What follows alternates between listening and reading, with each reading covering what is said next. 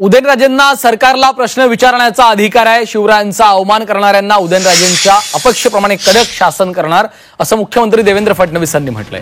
छत्रपतींच्या वंशजांना पुरावे मागणाऱ्यांवर कारवाई करू असं देखील विधान मुख्यमंत्री देवेंद्र फडणवीसांनी केलेलं आहे।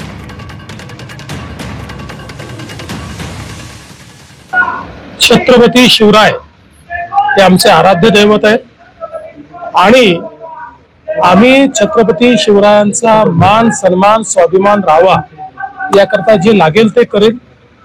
खरं म्हणजे उदयन महाराजांना निश्चित प्रश्न विचारण्याची अधिकार आहे आणि मला देखील ते भेटले आहेत। त्यांची अपेक्षा एवढीच आहे की अशा प्रकारे जे करतात त्यांना कडक शासन झालं पाहिजे, ते आम्ही निश्चितपणे करू आणि त्यासोबत छत्रपतींच्या वंशजांना जे पुरावे मागतात त्यांच्यावरही तेवढंच कडक शासन झालं पाहिजे।